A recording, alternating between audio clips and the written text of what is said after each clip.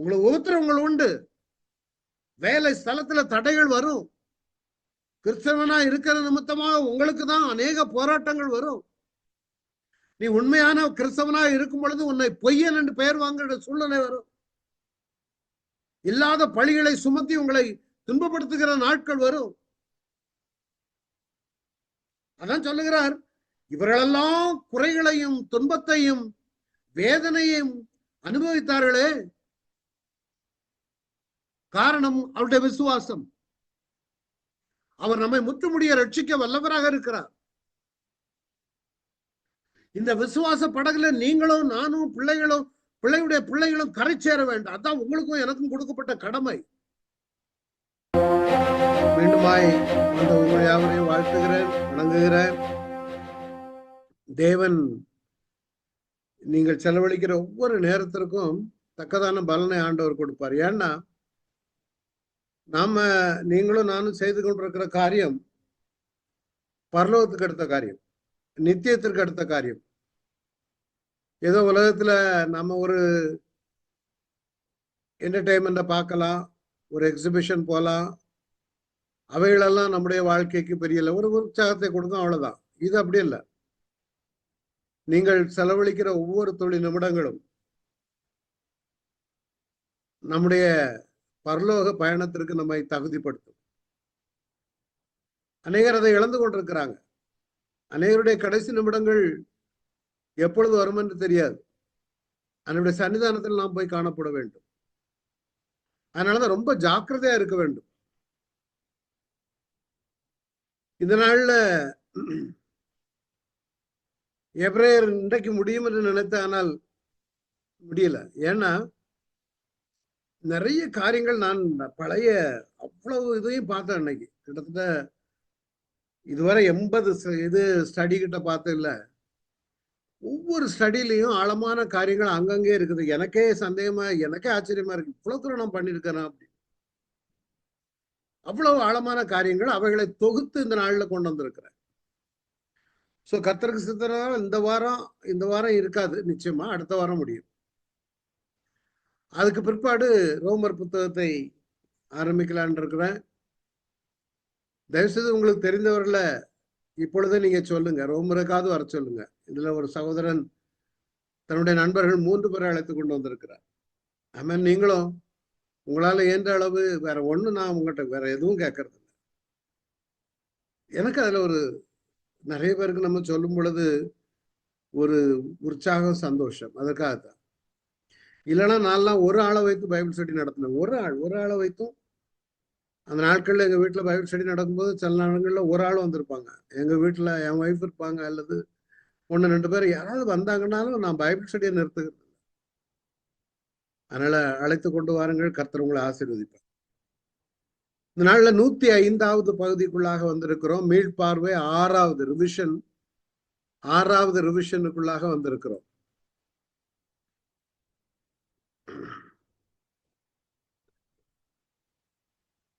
பகுதி 105, நான் மாற்றல. 6வது ரிவிஷன் 6வது இதுல இருந்து கொண்டிருக்கிறோம். நான் ஏற்கனவே கடந்த வாரத்துல இதை சொன்னேன். கிறிஸ்து எப்படிப்பட்டவர், அவருடைய மகத்துவம் எப்படிப்பட்டது. 2வது பகுதி கிறிஸ்துவின் ஊழியம், 3வது கிறிஸ்துவின் ஊழியர்கள் எப்படியாக செயல்பட வேண்டும். இந்த நாள்ல 3வது பகுதிக்குள்ளாக கடந்து செல்ல போகிறோம். இது கம்ப்ளீட் விசுவாச பாதை. இந்த விசுவாச பாதையில விசுவாசத்தின் முழு உறுதி 10வது அதிகாரத்துல இருந்து 19 25 வரை, தவறான விசுவாசம், இவைகளெல்லாம் நான் விளக்கமா எடுக்க போறதுல நீங்க தயவுசெய்து அந்தந்த பகுதிகளில் போய் பார்த்தீங்கன்னா தெரியும். 11வது அதிகாரம் உண்மையான விசுவாசம். இந்த நாள்ல அதுலதான் மெயினா நான் கான்சென்ட்ரேட் பண்ண போறேன். அப்புறம் விசுவாச வீரருடைய பட்டியல் நிறைய கொடுத்திருக்கிறேன். உறுதியான விசுவாசம் எப்படி இருக்க வேண்டும். அடுத்தது கிறிஸ்தவருடைய நன்னடத்தை, மேன்மையான நடத்தை, நன்னடத்தையின் மேன்மை, மற்றவர்களோடு உள்ள உறவுமுறை, அந்த பல காரியங்கள் அதுல 13ல இருக்கிறது. நம்மோடு உள்ள உறவுமுறையில் தேவனோடு உள்ள உறவுமுறை. இதனால பார்க்க போகிறது விசுவாசம். விசுவாசத்துல நான் எப்பவும் உங்களுக்கு சொல்லக்கூடியது, உங்களுக்கு விசுவாசம் என்றால் என்னன்னு தெரியும். விசுவாசமானது நம்பப்படுகிற உறுதியும் காணப்படாதவைகளில் நிச்சயமாய் இருக்கிறது. இந்த என்ன கேட்டீங்கன்னா, இதை மெமரைஸ் பண்ணிருங்க. நான் இதை கொஞ்சம் மாற்றி நாம எப்படி படிச்சோம்னா, இதுதான் இந்த வசனம் தான், அதுல எந்த மாற்றமும் கிடையாது. அதை கொஞ்சம் இன்னும் கொஞ்சம் கூட தெளிவாக்குனா எப்படி இருக்கும்னு நான் ரீஃபார்மேட் பண்ணி போட்ட பொழுது கிடைத்தது, காணப்படாதவைகள், நல்ல கவனிங்க, காணப்படாதவைகள் நிச்சயமாய் நடக்கும் என உறுதியாய் நம்புவதே விசுவாசம். அப்படின்னா என்ன? காணப்படாதவைகள் உங்களுடைய வாழ்க்கையில நிறைய காரியங்கள், இது எங்க நடக்க போகுது? நிறைய பேர் நினைக்கிறது என்னன்னா, it's finished, it's gone, it's dead. இனி எங்க நடக்க போகுது? ஃப்ரஸ்ட்ரேட் ஆகி கை விட்டுருவாங்க. காணப்படாத ஒரு காரியம். சில பிள்ளைகள் சரியா படிக்கலன்னா, இவன் ஃபர்ஸ்ட் கிளாஸ்ல ஃபர்ஸ்ட் வருவான்னு அவங்களுக்கு காணப்படாத ஒரு காரியமா இருக்கும். திருமண சில காரியங்கள் நடக்காது, இது எங்க காணப்படாத ஒரு காரியமா இருக்கலாம். நானா வீடு கட்டுறதா நடக்காது, காணப்படாத ஒரு காரியமா இருக்கலாம். ஆனால் நீங்கள் தேவனுடைய பிள்ளைகளாக இருக்கும் பொழுது, தேவனிடத்திலிருந்து ஒரு காரியத்தை எதிர்பார்க்கும் பொழுது, தேவனுடைய சித்தத்திற்குள்ளாக இந்த காரியங்கள் அமையும் பொழுது காணப்படாதவளாக இருக்கலாம். ஆனா அது நிச்சயமாய் நடக்கும் என்று உறுதியாய் நம்புகிறானால் அதுவே விசுவாசம்.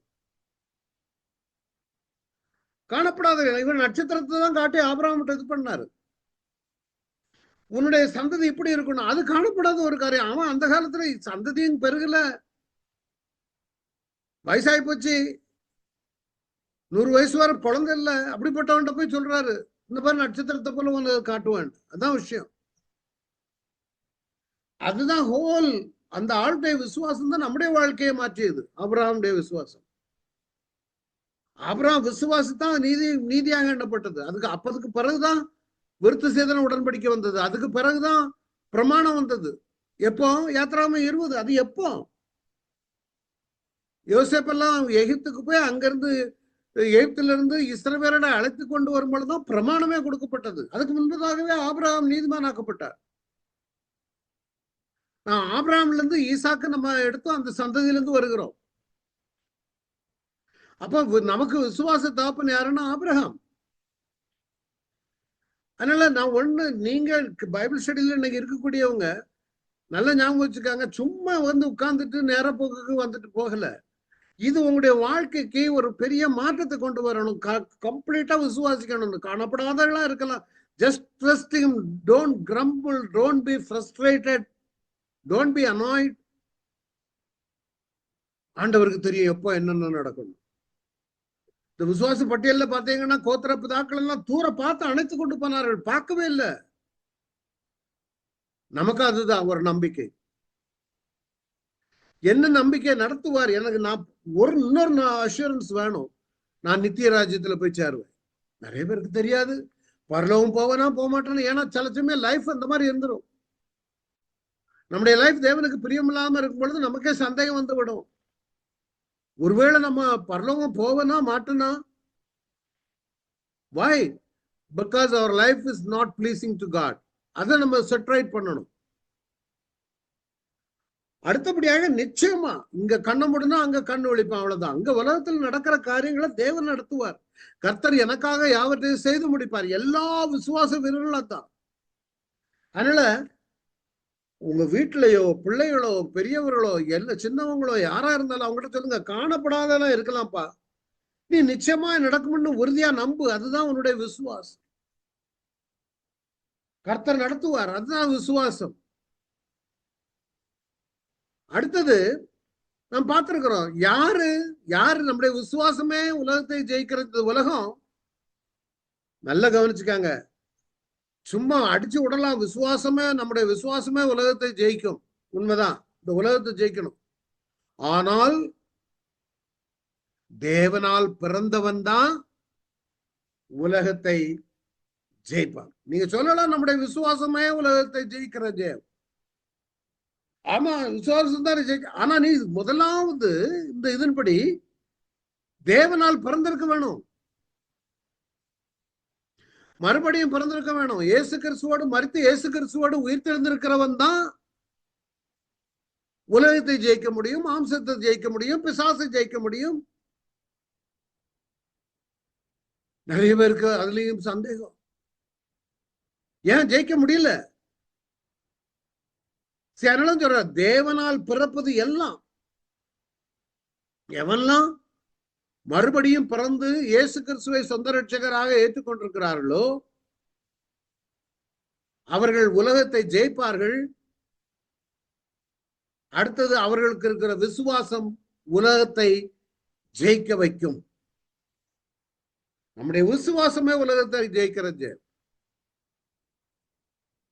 நான் எப்போ ஒரு கதை சொல்லுகிறது விசுவாசத்துல, மற்றவங்களுக்கு நம்ம சொல்லிடுவோம். மற்றவங்களுக்கு ஒரு வயசான அம்மா இருந்தாங்களாம்.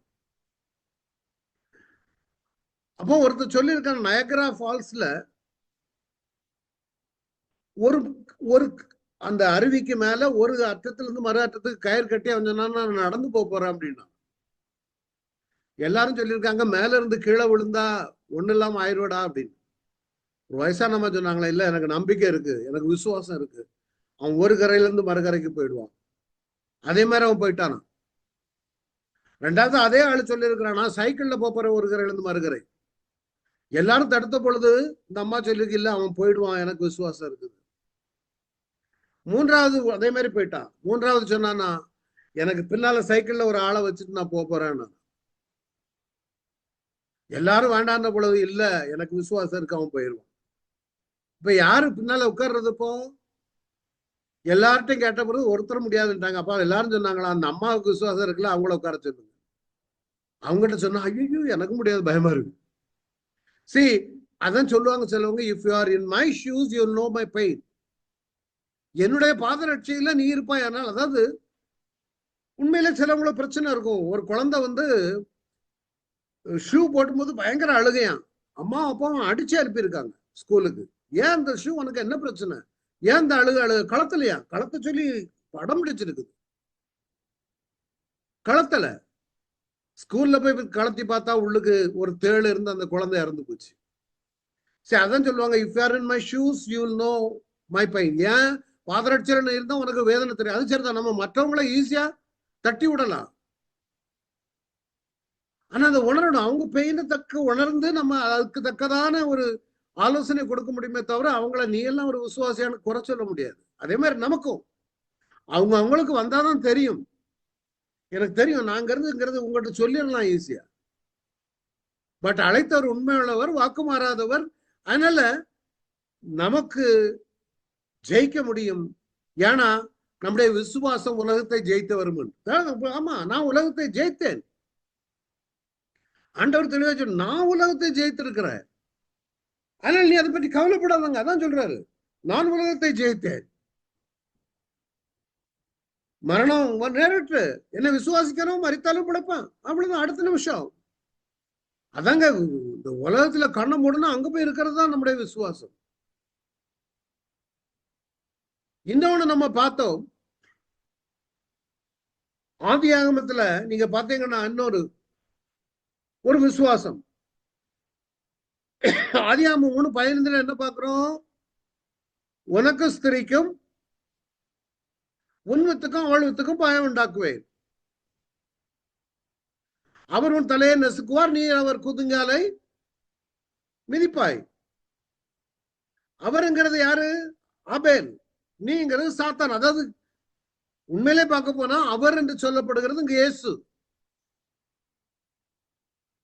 நீ என்று சொல்லப்படுகிறது உனக்கும் ஸ்திரீக்கும், உன் வித்துக்கும் அவள் வித்துக்கும். உன் வித்துங்கிறது யாரு? சாத்தான். அவள் வித்து இயேசு கிறிஸ்து. இது பழைய நியமனத்துல அவர்கள் அதை பார்த்து கொண்டிருந்தாங்க. இதுதான் பழைய ஏற்பாட்டுல நடக்கிற சம்பவம். நமக்கு என்ன தெரியுமா? அதே நேரத்தில் நம்முடைய விசுவாச தகப்பனை பார்க்கிறோம். பழைய ஏற்பாட்டு பரிசுத்தவான்கள் பார்க்கும் பொழுது அவர்களுக்கு வந்த வசனம் இந்த வசனம் தான். பழைய ஏற்பாட்டு பரிசுத்தவான்களும் புதிய ஏற்பாட்டு பரிசுத்தவான்களையும் கம்பேர் பண்ணி பார்க்க போகிறப்போ பழைய ஏற்பாட்டு பரிசுத்தவான்களுக்கு கொடுக்கப்பட்ட நம்பிக்கை இதுதான். உன் வித்துக்கும் அவள் வித்துக்கும் பயம் உண்டாக்க, அவர் உன் தலையை நசுக்குவார், நீ அவர் குதிங்கால நசுக்குவாய். ஆனா புதிய ஏற்பாட்டு விசுவாசிகளாகிய நமக்கு விசுவாசத்தை துவக்கிறவரும் முடிக்கிறவருமா இயேசுவை நோக்கி நமக்கு நியமித்துக்கிற ஓட்டத்தில் பொறுமையோட ஓடக்கூடும். அவர் செய்து முடித்தாச்சு இந்த நடுவுல. He did it on the cross. அதனால நாம அவரை பார்த்து ஓடும் பொழுது நம்முடைய விசுவாசம் அதான். அவர் உலகத்தை ஜெயித்தவர், மாம்சத்தை ஜெயித்தவர், பிசாசை ஜெயித்தவர். அவரை நோக்கி நாம ஓடிக்கொண்டிருக்கும் பொழுது நமக்கு ஜெயம் உண்டு. நம்மளால ஓடி முடித்தவர் ஜெயம் பெற்றவர், எல்லாவற்றையும் ஜெயம் பெற்றவர். அதனால நமக்கு அவர் ஜெயம் கொடுக்கிற தேவன். அவரால் இல்லாமல் ஒண்ணு முடியாது. அவர் ஓடி முடித்துட்டார் எல்லாத்திலையும்.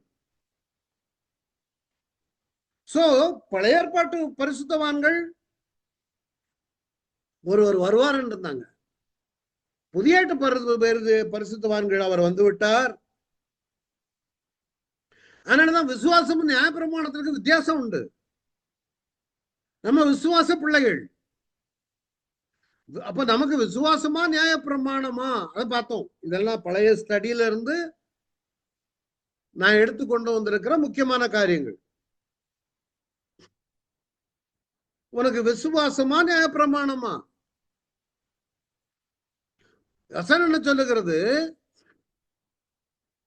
இந்த விசுவாசத்தையும் நியாயப்பிரமாணத்தை கம்பேர் பண்ணும்போது முன்னால நடந்துகிட்டு இருக்கக்கூடிய ஆளு பிரமாணம்.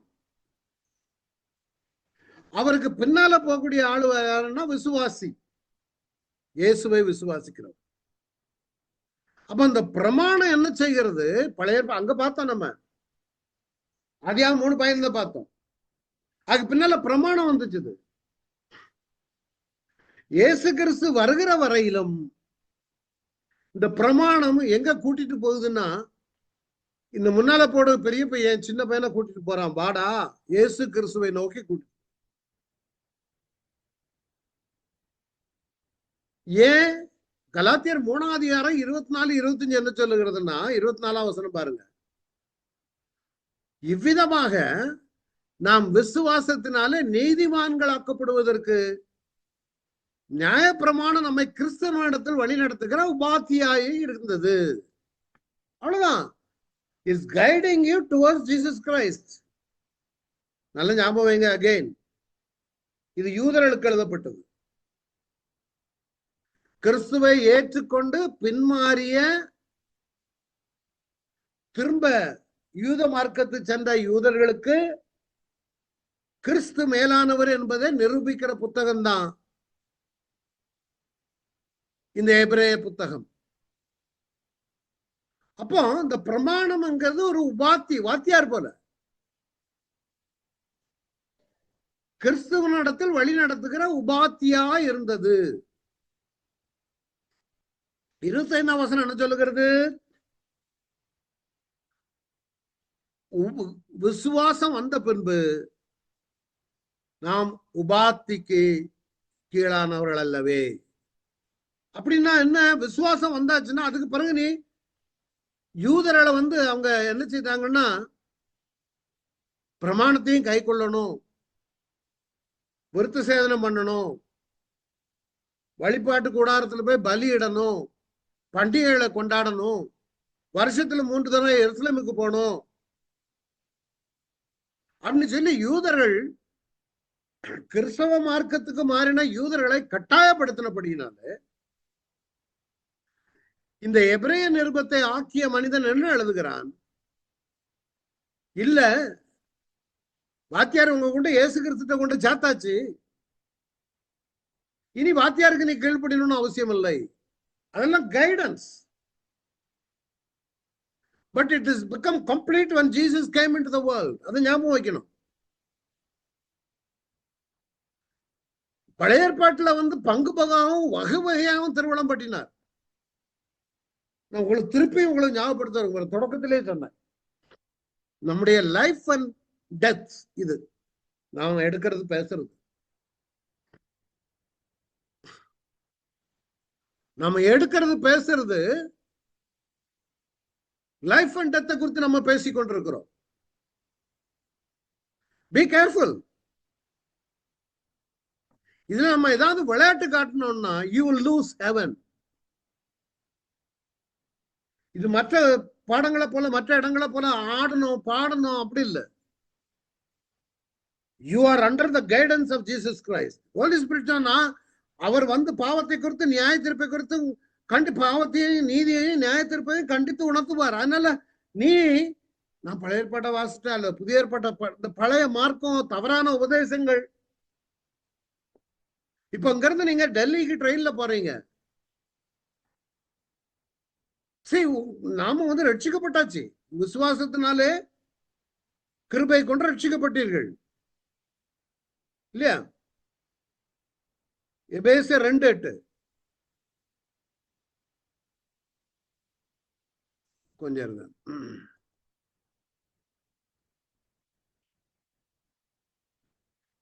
இது என்ன ஒரு அனோட்டேஷன் வந்து இருக்குதா? கொஞ்சம் எரேஸ் பண்ணிட்டு ஒரு நிமிஷம்.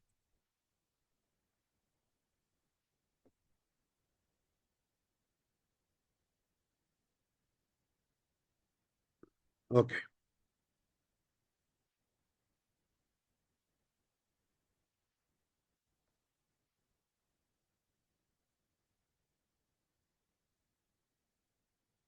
ஓகே.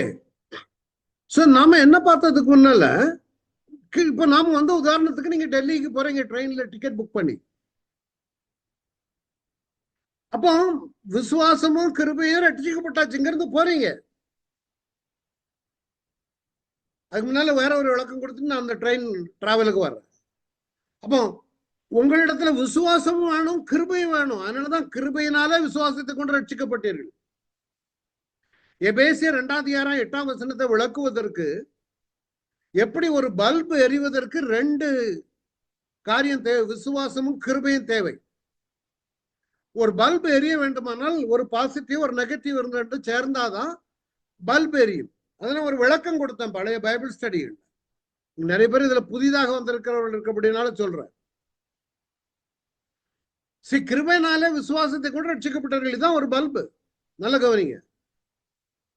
ரெண்டும் ஒரே பக்கம். விசுவாசம் மாத்திரம் இருந்தா பல்பு எரியாது. விசுவாசமும் கிருபையும் இருந்தாதான் பல்பு எரியும். ஒரு பக்கம் ஆன் பண்ணா இன்னொரு பக்கம் தெரியாது. என்கிட்ட கிருபை இருக்குது விசுவாசம் இல்லைன்னா அந்த பல்பு எரியாது. உங்களிடத்துல விசுவாசம் வேணும், தேவனிடத்துல கிருபை வேணும். ஏன் எப்போ கிருபை வரும்னா நீங்க ஆண்டவரிடத்துல மன்றாடி அவரிடத்துல போகும் பொழுது அவர் கிருபையை காண்பிப்பார். தகுதியில்லா நமக்கு தகுதிப்படுத்துகிறது தான் கிருபை. I am not worthy to receive the grace of God. But when you plead to the Lord, when you pray to the Lord, when you ask him to forgive you, அப்ப அந்த கிருபை இறங்கும். இந்த கிருபையும் உங்களுடைய விசுவாசமும் சேரும் பொழுது நாம் ரட்சிக்கப்படுகிறோம். ஆனால் ரட்சிக்கப்பட்டு இப்ப நம்ம இங்கிருந்து போறோம்.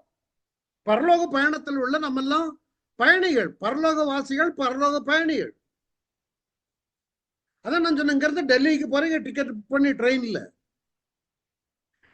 போகும்போது உங்களுக்கு எல்லா வித ஃபெசிலிட்டிஸும் போய் சேரது வரை கொடுக்கப்படும். காஷ்மீருக்கு போறீங்க வைங்க, கன்னியாகுமரி டு காஷ்மீர். உங்களுக்கு ஃபுட்டு வந்துடும், வசனம் வந்துடும், ப்ரேயர் இருக்கும், எல்லாம் இருக்கும். டீவியேஷன் இல்லாம போய்கிட்டே இருக்கிறீங்க. திடீர்னு நார்த் இந்தியால ஒரு ஸ்டேஷன்ல நிற்கும் பொழுது ஜன்னல் வழியா ஒரு ஆளான்னு சொல்றாரு, எங்க போறீங்க? காஷ்மீர். காஷ்மீர் அங்க இல்ல, இந்த ரூட்ல போகணும், இறங்குங்க. இந்த அப்படி போகும் பொழுது என்ன நடக்கும்? இறங்குங்க அப்படின்னு உங்களை கன்வின்ஸ் பண்ணுவாங்க. இதான் தவறான உபதேசங்கள். கிறிஸ்தவ வாழ்க்கையில ஓடிக்கொண்டிருக்கும் பொழுது நீங்க செல்லுகிற மார்க்கம் சரியல்ல, இது காஷ்மீர் செல்லுகிற ட்ரெயின் இல்ல, இங்க இருக்கு பாருங்க மேப்னு ஒரு தவறான மேப்பை காட்டி ஜன்னல் வழியா காட்டுவோம்.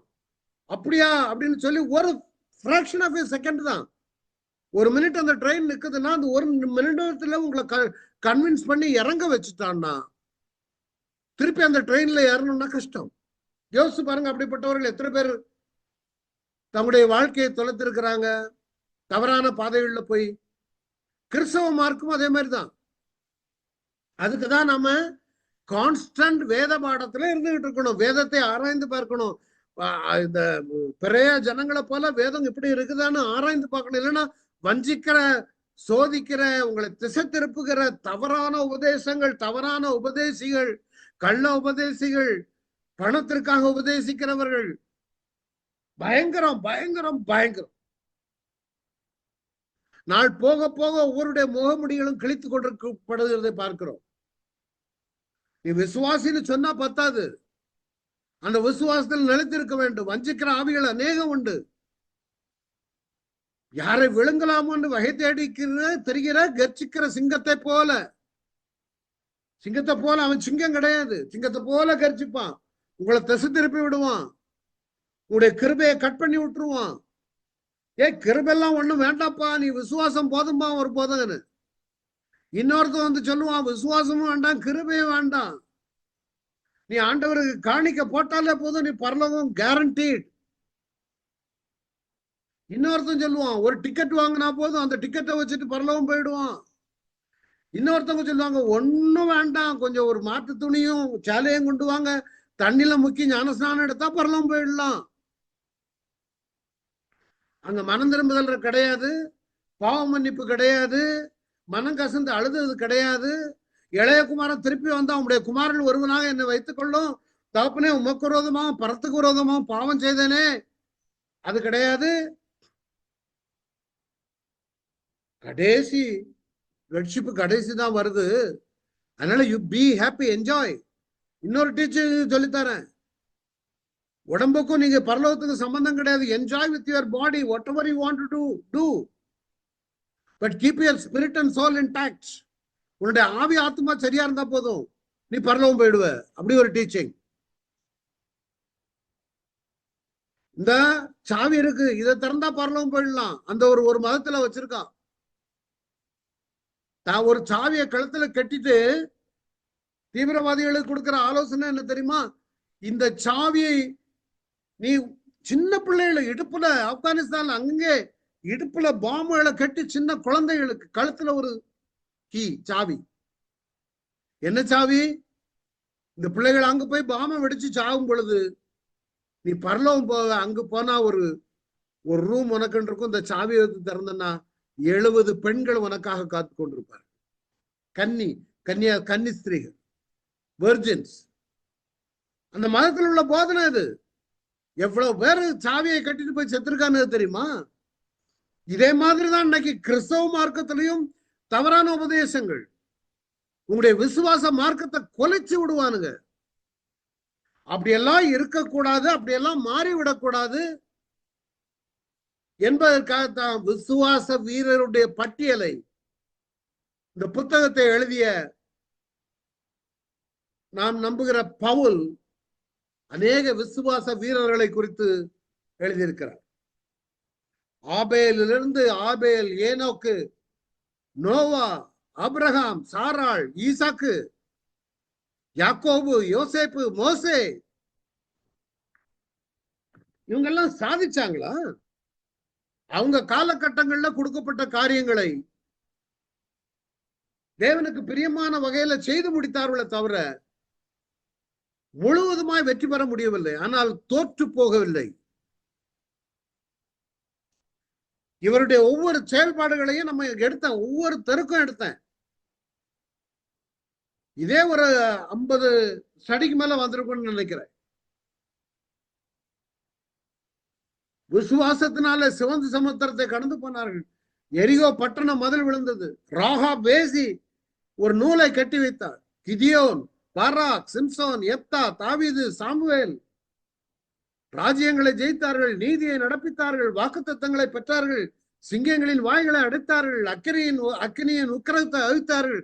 இதெல்லாம் வரும் பொழுது உங்களுக்கு தெரியணும், எங்க வாக்குத்தத்தம் எங்க பெற்றாங்க, சிங்கம் எப்ப வாய் அடைக்கப்பட்டது, அக்கினியின் உக்கிரம் எங்க வைக்கப்பட்டது, பட்டய கருப்புக்கு தப்பினார்கள், பலவீனத்தில் பலம் கொண்டார்கள், யுத்தத்தில் வல்லவர்களானார்கள், அந்நியருடைய சேனைகளை முறியடித்தார்கள், ஸ்திரீகள் தாங்கள் தாக கொடுத்த தங்களுடைய உயிரோடு இருக்க பெற்றார்கள். இவருடைய செயல்களை அடுத்தால சொல்லுகிறேன்.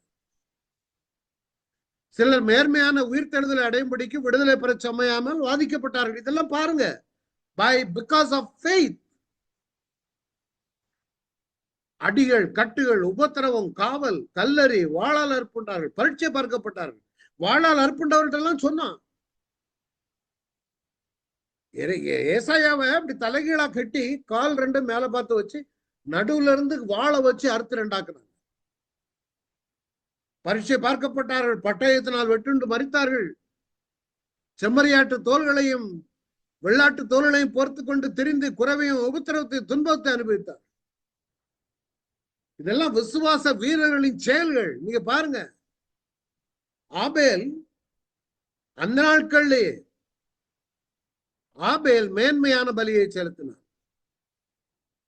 ஏனோக்கு தேவனுக்கு பிரியமானவன் ஆனபடியினாலே எடுத்துக் கொள்ளப்பட்டார். ஐயா சகோதரனே சகோதரியை, நாமளும் தேவனுக்கு பிரியமானவர்களானால் இந்த யோனுக்கு பல எடுத்துக்கொள்ளப்படுவோம். ரகசிய வருகை காத்து கொண்டிருக்கிறோம். தேவனுக்கு பிரியமானவன் ஏனோக்கு பெயர் பெற்றபடினால அவன் எடுத்துக்கொள்ளப்பட்டான். நோவா காலத்துல மழை கிடையாது, விசுவாசி. எல்லாரும் சிரிச்சாங்க, என்னடா இவன் மழை வரப்போகுதுன்னு ஏதோ ஒரு பெரிய இதை கட்டிக்கிட்டு இருக்கானு. அவங்க போட்டை பார்த்தாங்களா, கம்ப பார்த்தாங்களா, பலகையை பார்த்தாங்களா, மிதக்கிறத பார்த்தாங்களா? ஆனா அவன் பயபுத்திகளவனாய் நோவாவுக்கு கர்த்தருடைய கண்களில் கிருபை கிடைத்தது. தன் காலத்தில் இருந்தவர்களுக்குள்ளே அவன் உத்தமனும் நீதிமானுமாய் இருந்தான். இதுதான் உங்களிடத்தையும் என்னிடத்திலையும் ஆண்டவர் எதிர்பார்க்கிறார். இதெல்லாம் 1 மணிக்கு எடுத்த ஸ்டடியை கம்ப்ரஸ் பண்ணி உங்களை கொண்டு வந்திருக்கிறேன். நோவா பிற்பாடு ஆபிரகாம் கீழ்ப்படிதல். தான் போகும் இடம் என்னன்னு அறியாமல் நான் புறப்பட்டு போனா. இன்னைக்கு நம்ம ஜிபிஎஸ் போட்டுருவோம். ஆண்டவரே, ஜிபிஎஸ்ல போட்டு நம்ம போறோம்னு வைங்க. ஜிபிஎஸ் சில ஜிபிஎஸ் எல்லாம் என்ன பண்ணிடும்னா, ஆக்சுவலா அவன் போன பாதை எப்படின்னா, ஐப்ராத் நதி வழியாக நேரம் மேல போய் ஆரான் போய் நதியோரமாக இறங்கி இஸ்ரேல் தேசம் வருவான். இங்க இருந்து இந்த இடத்துல இருந்து இதுதான் இப்போ பாபிலோன் வைங்க. இந்த இடம்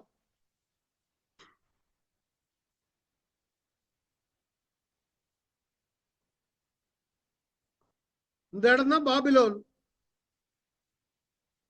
இவன் போக வேண்டியது இங்க இருந்து இப்படியே இப்படி போய் இப்படி போனா இஸ்ரேல்.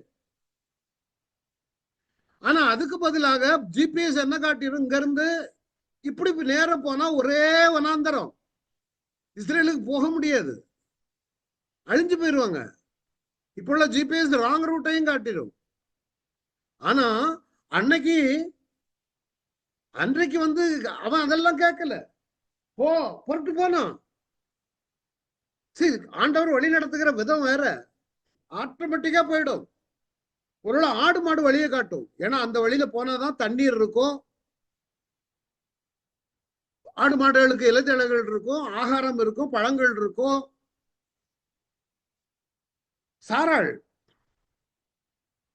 உண்மை உள்ளவர் என்று வாக்குத்தத்தம் பண்ணினவர் உண்மை உள்ளவர்.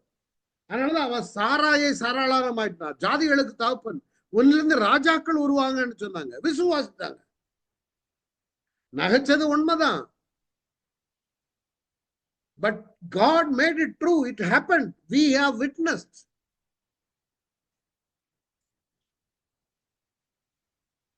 ஈசாக்கு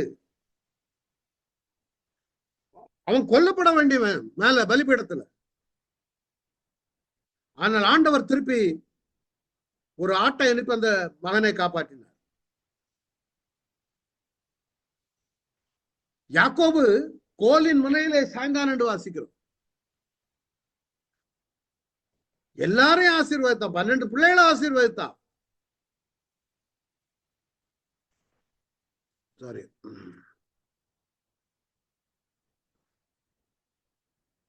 அதுல முக்கியமா யோசேப்பினுடைய குமார் சாய்ந்து தொழுது கொண்டான். யோசேப்பு இன்னொரு விசுவாசம். யோசேப்பு அங்க அடிமையில இருக்கிறான், அடிமைத்தனத்துல செத்து போறான். அப்பவே சொன்னான், என் எலும்புகளை இஸ்ரவேல் தேசத்துக்கு கொண்டு போவாங்க.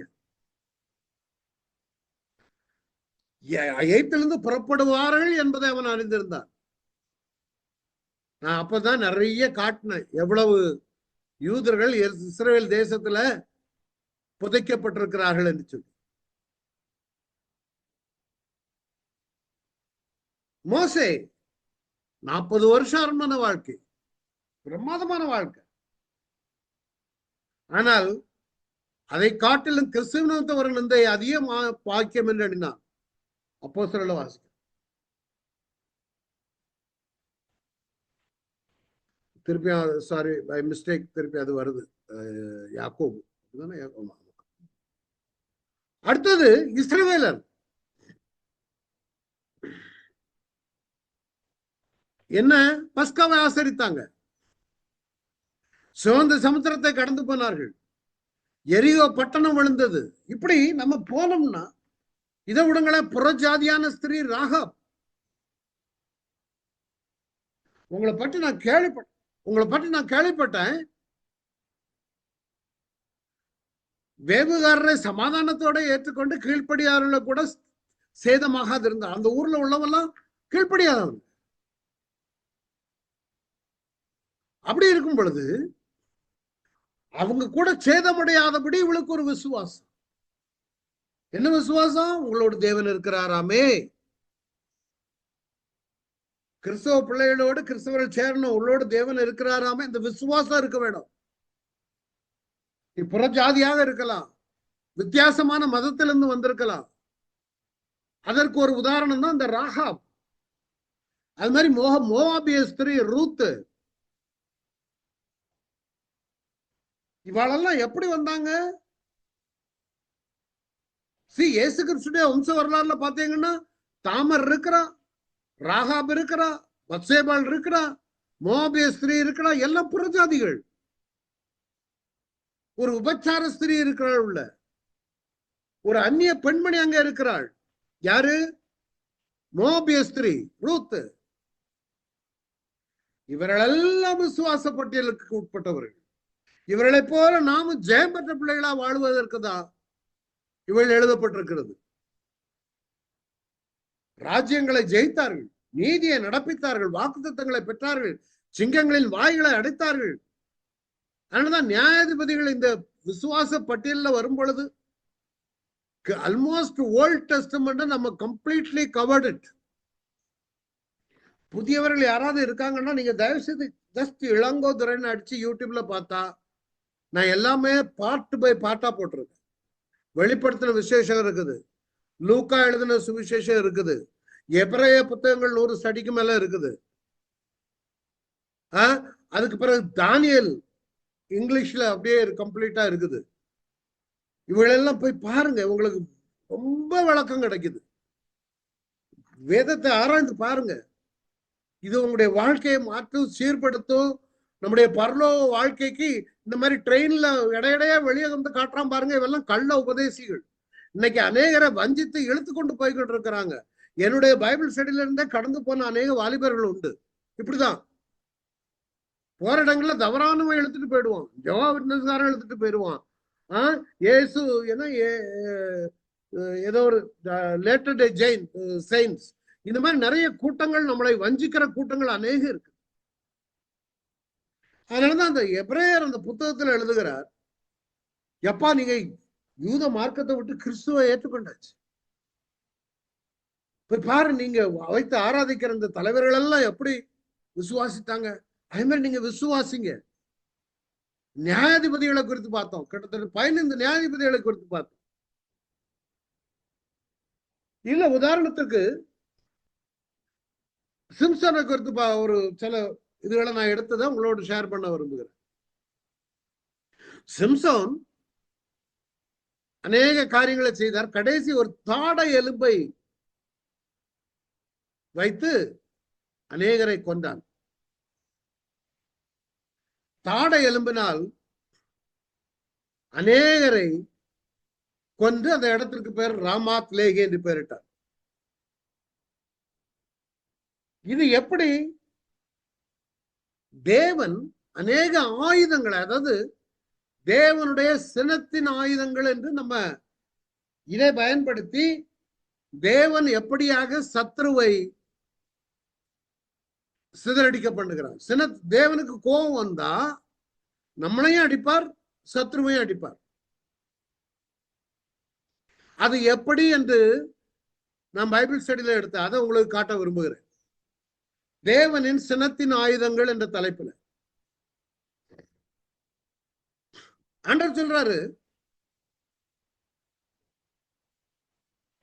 அக்காலத்துல கூலிக்கு வாங்கின சவரன் கத்தி. இதுல நிறைய இருக்குது.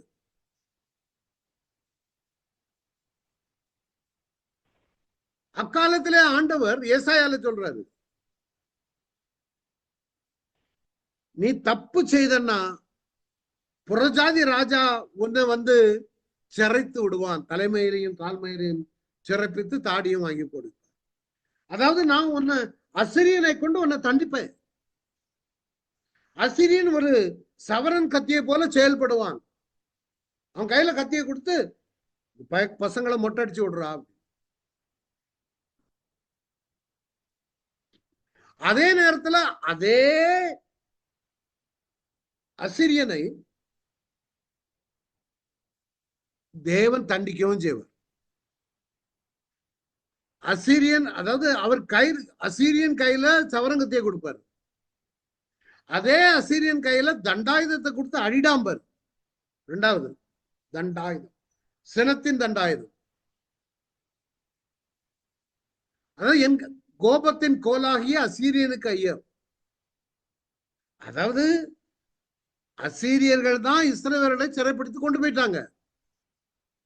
ஆண்டவர் தான் இந்த தண்டனையை கொடுத்தார்.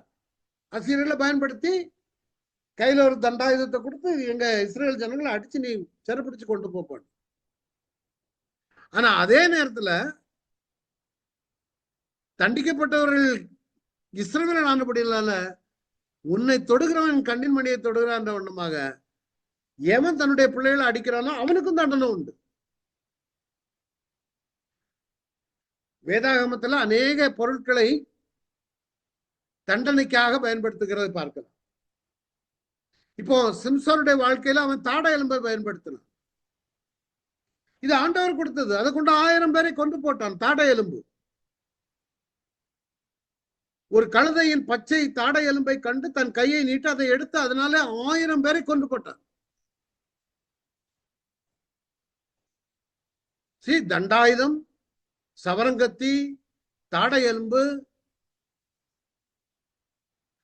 அடுத்தது அசிரியாவின் ராஜாவை குறித்து சொல்லும் பொழுது இதோ ஆண்டவர் வல்லமையுள்ள திரளான ஆற்று நீரை போன்ற அசிரியாவின் ராஜாவையும் அவனுடைய சகல ஆடம்பரத்தையும் அவர்கள் மேல் புரள பண்ணுவார். அசிரியா வந்து என்ன பண்ணானுங்க, அந்த 10 கோத்திரத்தை சிறப்பிடிச்சு ஒன்றில்லாம ஆக்கிட்டான். சில நேரங்களில் தேவன் கோடாரியை பயன்படுத்துவார். கோடாரி இப்ப உதாரணத்துக்கு பாபிலோனியர்கள் வந்து யூதர்களை சிறைப்பிடிச்சிட்டு போனாங்க. அப்போ பாபிலோனே கோடாரின்னு வைங்களேன். இந்த கோடாரியை கொண்டு யூதர்களை சிறைப்பிடிச்சிட்டு போயிட்டாங்க பாபிலோனியர். ஆனா ஆண்டவர் என்ன சொல்றார், நீ பெருமை பாராட்டாத, நீ கோடாரியா இருக்கலாம். கோடாரி தூக்கி ஒருத்தன் வெட்டுறான்னா வெட்டுறது யாரு? அவன் ஆண்டவர். ஆனா கோடாரி சொல்லுது, நான் வெட்டினா பாருங்க வெட்டு, அதனால பாபிலோனே யூத வம்சமே அழிந்து போச்சு. அப்படி பெருமை பாராட்டாத நீ அழிஞ்சு போ. சமயங்கள்ல தேவன் பயன்படுத்துவார் நம்மை. உன்னை கொண்டு தேவன் அநேகருக்கு குணப்படுத்துகிற வல்லமையை கொடுப்பார். நீ ஜபித்து விட்டு வரும்பொழுது கர்த்தர் அங்கு ஒரு அற்புதம் நடக்கும். ஆனால் உன்னை கொண்டு பயன்படுத்துகிற காரியங்கள்ல அந்த பெருமையை நீ எடுக்காது. கோடாரியானது தன்னால் வெட்டுகிறவனுக்கு விரோதமாய் மேன்மை பாராட்டலாமோ? ஒரு ஊழியக்காரனை மூலம் அற்புதம் நடக்கலாம், ஜபிக்கும் பொழுது அங்கே அற்புதம் நடக்கலாம். அடுத்த நாள் நாம் போய் ஜபித்த பாருங்க, பயங்கரம், எல்லாரும் அற்புதம் நடந்துச்சு. எப்படி நடந்துச்சு அங்க கேட்பாங்க, ஸ்டேஜ்ல வேற கேட்பாங்க, எப்ப நடந்துச்சு? ஐயா ஜபிக்கும் பொழுது. யார் ஜபிக்கும் பொழுது? நான் ஜபிக்கும் பொழுதா? ஆமா, நீங்க ஜபிக்கும் பொழுது நடந்துச்சு. இது அதெல்லாம் ஆண்டவர் தான் நம்ம ஆண்டவர் செய்கிற காரியம். கோடாரியான தன்னால் வெட்டுகிறவனுக்கு விரோதமா மேன்மை பாராட்டலாமோ? இது இப்போ நான் என்னுடைய மூலமாக வருகிறதுனா நான் பெருமை பாராட்டுறதுல ஒண்ணும் கிடையாது. பைபிள் ஸ்டடி எடுக்கிறேன், இதுல பெருமை பாராட்டினா எனக்கு தான் அழிவு. அழிவுக்கு முன்னானது அகந்தை. கோடாரி பெருமை பாராட்ட முடியாது. யாருமே இதெல்லாம் தேவன் செயல்படுத்துகிற காரியம். வாழை எடுத்துக்கங்க. வாழானது தன்னை கையாடுகிறவனுக்கு விரோதமாய் பெருமை பாராட்டலாமோ? இவைகளெல்லாம் செயல்படுத்தினவர் ஆண்டவர். தானியேல் அங்க போய் இருந்துட்டு சிங்கத்தின் வாயை அடைத்தாருன்னா அவன் பெருமை பாராட்ட முடியாது. சாதராக், மேஷாக், ஆபேத்நேகோ ஒண்ணுமே செய்யல. அக்னியில போடப்பட்டது 4வது நபராக இயேசு கடந்து வந்தார். பெருமை பாராட்டுவதற்கு ஒன்றும் கிடையாது. தேவன் செய்கிற காரியம். தேவன் ஒரு சிறிய எலும்பை கொண்டு உன்னை பயன்படுத்துவார். ஒரு வாளை கொண்டு பயன்படுத்துவார். தண்ணீரை கொண்டு பயன்படுத்துவார். ஆனா அதுக்கு கையாடுகிற தேவனுக்கு விரோதமாய் நாம் பெருமை பாராட்டக்கூடாது. காரணம் அதான் இந்த பைபிள் ஸ்டடியில இருந்து பார்த்தோம். எல்லாரும் பாருங்க, கல்லெறியுண்டா, வாளால் அறுப்புண்டார்கள், பரீட்சை பார்க்கப்பட்டார்கள். இன்னைக்கு பாருங்களேன், கிறிஸ்தவத்துல எவ்வளவு அதிகமாய் துன்புறுத்தப்பட்டவர்கள் கிறிஸ்தவர்கள். நீரோ என்ற சக்கரவர்த்தி ரோமை ஆட்சி செய்த பொழுது அவன் என்ன செய்தான் தெரியுமா? மிருகங்களுடைய தோள்களை, மிருகங்களை கொண்டு தோள்களை உரித்து எடுத்து அதை கிறிஸ்தவர்கள் மீது போர்த்தி, உயிரோடு இருக்கிற கிறிஸ்தவர்கள் மீது போர்த்தி, ஆடையை போல அவைகளை மிருகங்களை போல ஒரு உருவாக்கி அதை சிங்கத்திற்கும் புலிகளுக்கும் மத்தியில விட்டு வேடிக்கை பார்த்தார்கள், கொண்டார்கள். குழந்தைகள் வயிற்றில் இருக்கும் பொழுதே கீறி எடுக்கப்பட்டு சுவற்றில் அடிக்கப்பட்டு கொல்லப்பட்டார்கள். கிறிஸ்துவை மறுதலி என்று சொல்ல பொழுது மறுதலிக்கவில்லை. பேசுகிற குழந்தை சொல்லிச்சுதான் அம்மா கிட்ட. குழந்தை வாய் பேசுகிற குழந்தை, ஒரு 8-10 வயசு குழந்தைக்கு கழுத்துல கத்தி. நீரோவுடைய நாட்கள்ல அதுக்கு பிற்பாடு நடந்த சம்பவங்கள். அம்மா, இதோ உன்னுடைய மகளை கொல்ல போற, இயேசுவை மறுதலி. பிள்ளை சொல்லிச்சுதான், அம்மா வேண்டாம், தயவு செய்து மறுதலிக்காங்க, நான் ஏசப்பாட்ட போறேன், நீங்க மறுதலிக்க வேண்டாம். சாக கொடுத்தார்கள் தன்னுடைய பிள்ளைகளை. எத்தனை பேர் அவங்க தங்களை சில இடங்கள்ல இந்த கேளிக்கை அரங்குகள்ல என்ன பண்ணுவாங்கன்னா, கிறிஸ்தவர்களுக்கு மேல ஹீல் இருக்கு பாருங்க, தார் முழுசுமா விட்டு அதை தீ கொளுத்தி அந்த பந்த வெளிச்சத்துல கேளிக்கை அரங்குகள்ல சம்பவங்கள் நடந்தது. அது என்ன மனிதர்களோ தெரியல, ரோமர்கள்.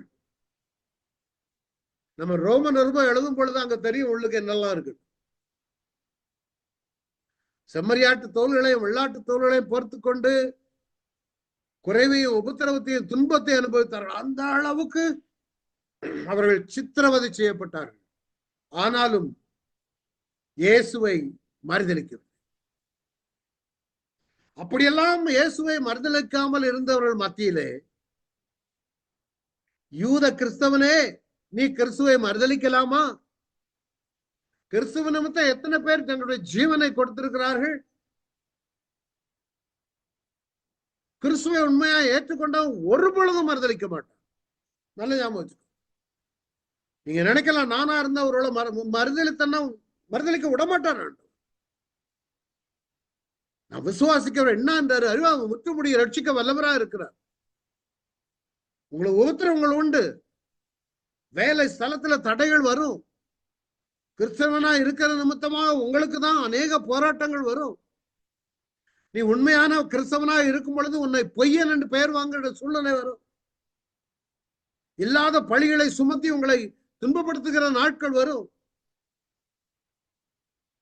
அதான் சொல்லுகிறார், இவர்களெல்லாம் குறைகளையும் துன்பத்தையும் வேதனையும் அனுபவித்தார்களே,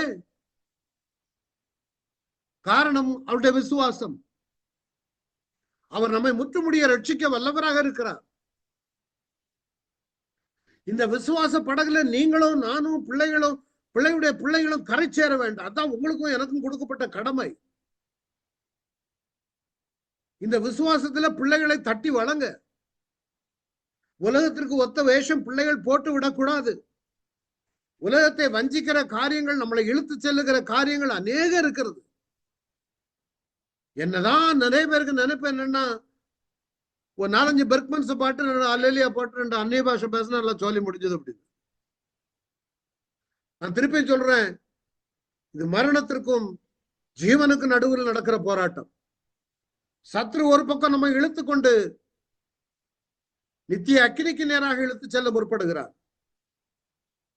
ஆனால் ஆண்டவர் நமக்குள்ளாக விசுவாசத்தை கொடுத்து, விசுவாசியை நீ கலங்காதே, திகையாதே, நீ என்னுடையவன், என் நீதியின் வலது கரத்தினா உன்னை சேர்த்து கொண்டேன்,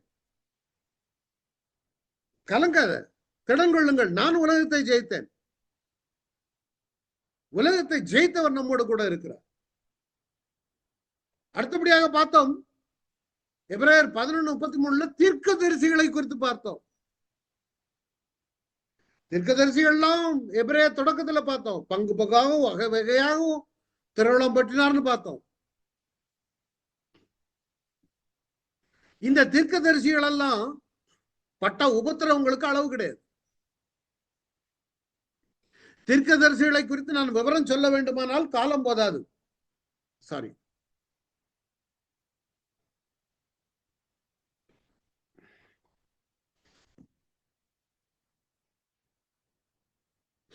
ஒவ்வொரு தீர்க்கதரிசியும் என்னெல்லாம் பட்டாங்க தெரியுமா?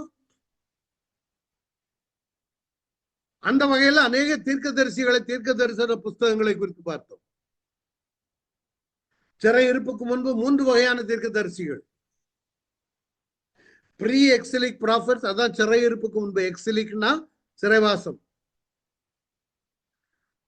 Pre exilic prophets, exilic prophets, post exilic prophets. சிறை இருப்புக்கு முன்புள்ள ப்ராஃபட்ஸ் தீர்க்கதரிசிகள், சிறை இருப்பில் இருந்த தீர்க்கதரிசிகள், சிறை இருப்புக்கு பின்புள்ள தீர்க்கதரிசிகள். இவர்களெல்லாம் எப்படி ஆண்டவர் சொன்னதை சொன்னாங்க. ஏசாயா சொன்னதெல்லாம் பார்க்கும் பொழுது அவங்க நல்ல கோல்டன் எரா, நல்ல வாழுகிற ஏசாயா, அவருக்கு பேரே பிரின்ஸ் ஆஃப் தி ப்ராஃபட்ஸ், இது பேலஸ் ப்ராஃபட், பேலஸ்ல வாழக்கூடிய ப்ராஃபட், நல்ல ப்ராஃபட். ஆனா அவர் சொன்னாரு, ஒரு நாள் வரும் உங்களை சிறப்பிடிச்சு கொண்டு போகிறான் பாபிலோன். எரேமியாவை தான் வந்து சொன்னார். எரேமியாவை என்னெல்லாம் பண்ணிட்டானுங்க, கணத்துல கொண்டு போய் தொழிக்குள்ள போட்டான் ராஜா. ஆனாலும் தீர்க்கதரிசிகள் தங்களுடைய வார்த்தைகளை மாறவில்லை. இன்னைக்கு தீர்க்க தரிசனம் சபைகள்ல போறீங்கன்னா போன உடனே பாஸ்டர் சொல்லிடுவார், கொஞ்சம் பார்த்து பேசுங்க, கொஞ்சம் சாதகமா தீர்க்க தரிசனம் சொல்லுங்க, அப்பதான் காணிக்க வரும். ஆனா அந்த தீர்க்கதரிசிகள் எல்லாம் பயப்படவில்லை. ஆண்டவர் சில தீர்க்கதரிசிகள் எல்லாம் போய் உபச்சாரிய கல்யாணம் பண்ணினாரு. தானியேல் சிறைப்பிடிக்கப்பட்ட போனவர்கள் தீர்க்கதரிசி மீகா, மீகாவை குறித்து பார்த்தோம், வில்லேஜ் ப்ராஃபட். ஆபவு, சப்பனியா, இவங்களெல்லாம் குறித்து நிறைய பார்த்தோம். எரேமியாவின் புலம்பல் எப்படி அழுதான், எப்படிப்பட்ட நகரம் எப்படி ஆய்விட்டதே. நான் புலம்பலை குறித்து எடுக்கும் இன்னைக்கு ஒரு உதாரணத்துக்கு அதை காட்ட விரும்புகிறேன். நிறைய பேர் புதுசா இருக்கிறதுனால இப்ப புலம்பல் புத்தகத்தை பற்றி நிறைய பேருக்கு ஐடியா இருக்காது.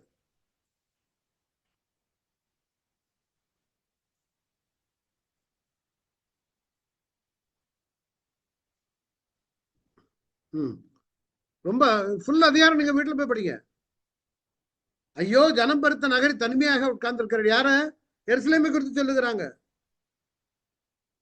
சிறைப்பிடித்து போயாச்சு, விதவைகளுக்கு ஒப்பானாலே, ஜாதிகளில் பெரியவளும் சீமைகளில் நாயகமா இருந்தவள் கப்பங்கட்டுகிறாளே. யாருக்கு? பாபிலோனுக்கு.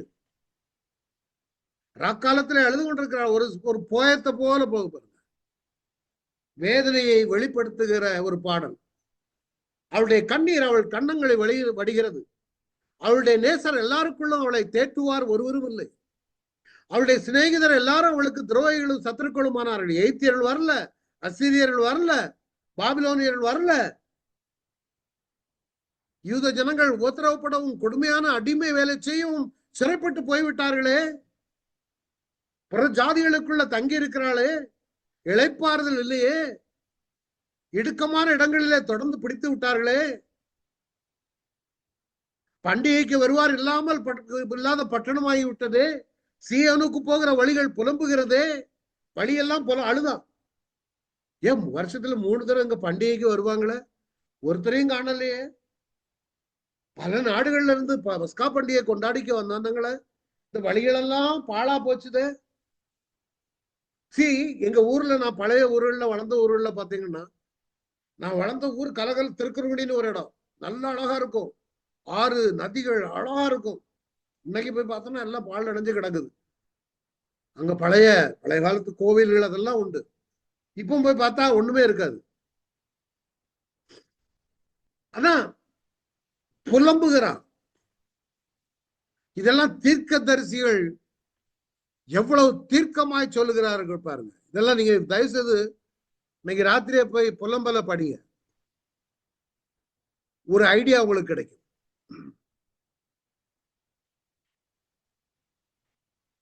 சரி, அது மாதிரி தானியல் தீர்க்கதரிசி எடுத்தோம். எசேக்கியேல், இவங்கெல்லாம் சிறையிருப்பில் இருந்த தீர்க்கதரிசி.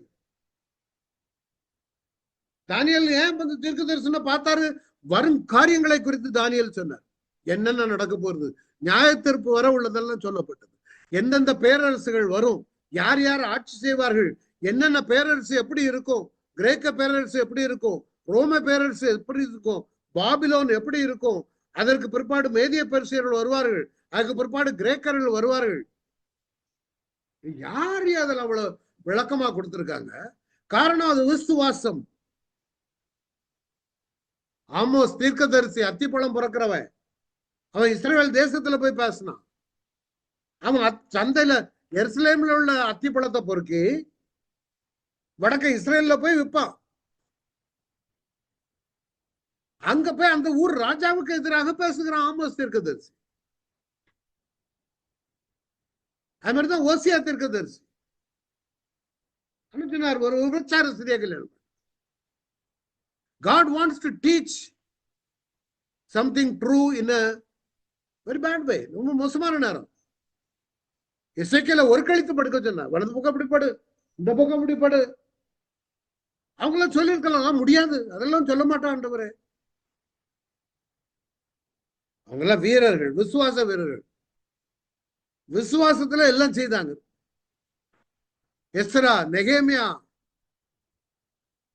ஆகாய், சகரியா, மல்கியா எல்லாருமே நம்ம பார்த்தோம். இவர்கள் எல்லாரும் விசுவாச வீரர்கள். தானியேல், எசேக்கியேலுடைய விசுவாசத்தை குறித்து பார்த்தோம். சிறையிருப்பில் தீர்க்கதரிசிகளை குறித்து பார்த்தோம். அடுத்தது, கிறிஸ்துவை எத்தனை முறை அடிக்கலாம்? சமமாகிவிட்டது. கர்த்தருக்கு சித்தமானால் அடுத்த வாரம் பார்க்கலாம். விசுவாசத்தை விட்டு நீங்க விலகிடாதுங்க. ஒன்னும் don't worry. He knows your pain. He knows your problem. You might be thinking it is impossible. He knows that also. God will make it possible. எல்லாம் ஜெபிப்போம், எல்லாரும் பாரத்தோடு கூட. கேட்ட சத்தியத்தின் பிரகாரம் ஆண்டவரே எங்களை ஒப்பு கொடுக்கிறோம். எங்களுடைய பிள்ளைகள் எல்லாரும் அவங்கவுங்க பிள்ளைகளுடைய பேரை சொல்லி ஜெபம் பண்ணுங்க. Please tell your children and grandchildren name. I'm praying for you now. எல்லாரும் அவங்கவுங்க பிள்ளைகள் பேரை சொல்லுங்க. எங்க பிள்ளைகள் விசுவாச வீரர்களா மாறணும் ஆண்டவரே. வேலை கிடைக்காமல் இருக்கலாம், கர்த்தர் வேலையை கொடுத்து கடனை அடைக்க போகிற கிருபைகளுக்கு. பிள்ளைகள் பிரச்சனையில இருக்கலாம், குடும்ப பிரச்சனையில இருக்கலாம், கல்யாணமாகாம இருக்கலாம், குழந்தை இல்லாம இருக்கலாம். அழைத்தவர் உண்மை உள்ளவர், வாக்குவாரத தேவன், அற்புதம் செய்ய வல்லவரா இருக்கிறீர் ஆண்டவரே. கபாதிஷிதரக்கோ நீக்கரபட்சமராக்காரது. இங்க கூடி இருக்கிற எல்லாருக்கும் ஒரு அற்புதம் நடப்பது. என்ன எதிர்பார்ப்போடு இருக்கிறார்களோ அவர்களுக்கு வேண்டிய அற்புதத்தை நீ செய்ய வேண்டுமா ஜெபி காத்தவர்கள் நீ கருதி அரபாலாய் அழைத்தவர் உண்மை உள்ளவர், வாக்கு மாறாதது. வந்திருக்கிற ஒவ்வொரு பிள்ளையுடைய தேவைகளை சந்திங்க. Thank you for the miracle Father. எல்லா பிள்ளைகள் பேரை சொல்லியிருக்காங்க. எல்லா பிள்ளையுடைய வாழ்க்கையில ஒரு மாற்றம் ஏற்படும். சேப்பர அற்புதத்திற்காக நன்றி. ஆளுக செய்ய அன்பே இயேசுவின் மூலம் பிதாவே. ஆமென். என் ஆத்மாவே கர்த்தரை ஸ்தோத்திரி, என் முழு உள்ளமே பரிசுத்த நாமத்தை ஸ்தோத்திரி. என் ஆத்மாவே கர்த்தரை ஸ்தோத்திரி. கர்த்தர் சகல வரங்களும். Thank you all for coming.